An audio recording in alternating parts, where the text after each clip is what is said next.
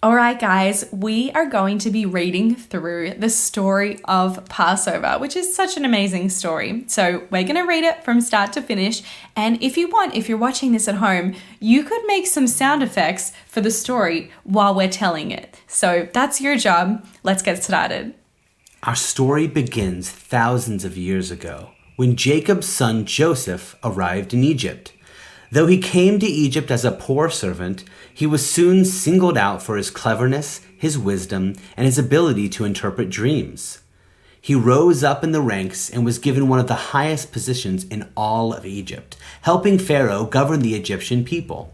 Joseph's family soon joined him in Egypt, as did many, many Israelites. The Israelites flourished, and their numbers grew and grew. Generations went by and a new Pharaoh came to power in Egypt. This Pharaoh did not like the Israelites. He believed that there were too many of them and he felt deeply threatened. Pharaoh was very mean to the Israelites. They worked all day and all night in terrible conditions. They had become the Pharaoh's slaves and they lived very miserable lives because of his rules. However, they still managed to survive and increase in numbers. Frustrated and disappointed, Pharaoh decided to take action against the Israelites. He declared that all sons born to Hebrew women must be killed. But two brave Hebrew midwives, Shiphrah and Puah, went against Pharaoh's decree.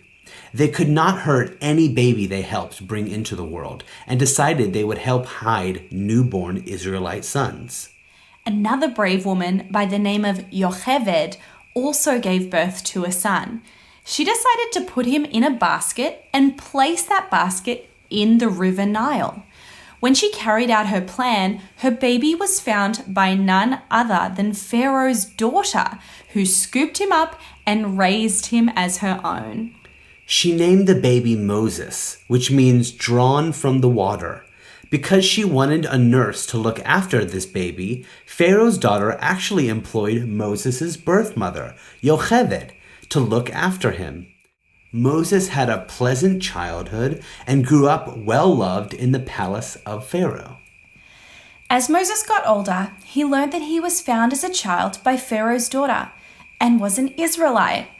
As he realizes this, he also begins to recognize the horrible treatment of the slaves in Egypt. One day, he saw an Egyptian taskmaster beating a Hebrew slave, and when Moses tried to defend him, he accidentally killed the taskmaster. Realizing what he had done, Moses ran away from the palace and ended up in Midian, where he became a shepherd and married Zipporah, the daughter of the Midian priest. One day, while guiding his flock, Moses came upon a unique sight, a burning bush that was covered in fire but not being consumed. Intrigued by the sight, Moses approached the burning bush, and it was there that he heard the voice of God. God spoke to Moses, saying that he, along with his brother Aaron, would be the one to take the Israelites out of Egypt. Moses felt unsure of his ability to lead the Israelites and questioned God's decision, but God knew that Moses was the right person for the job. Moses then returned to Egypt, where he and Aaron approached the Pharaoh. Moses said to Pharaoh, "Let my people go." But Pharaoh answered, "No." Moses warned Pharaoh that God would send punishments if Pharaoh did not agree to let the Israelites go. Stubborn and unwilling to change his mind, Pharaoh and the Egyptian people experienced a series of plagues. There were 10 plagues in total: blood, frogs, lice, wild beasts, diseases, boils, hail, locusts, darkness, and the most horrible of all, the death of every Egyptian firstborn son. In order to protect the Israelite children during the final plague, God instructed them to mark their doors with lamb's blood, so that their houses would be passed over by the angel of death, hence the holiday name Passover. With every plague, Pharaoh hardened his heart more and more. But after the final plague, Pharaoh surrendered, and allowed the Israelites to leave Egypt.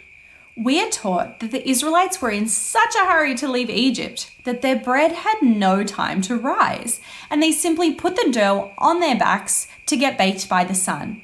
That's why we eat unleavened bread, called matzah, so we can remember their hurried escape. Unfortunately, soon after the Israelites left Egypt, Pharaoh changed his mind and sent his soldiers after the Israelites.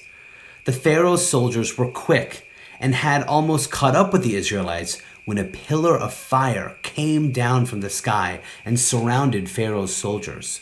This ring of fire kept them from pursuing the Israelites as they continued to hurry away from Egypt. The Israelites saw that the soldiers had been stopped, but they had reached the sea and had nowhere else to go.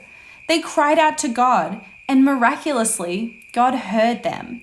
With an outstretched arm, God parted the sea in front of them.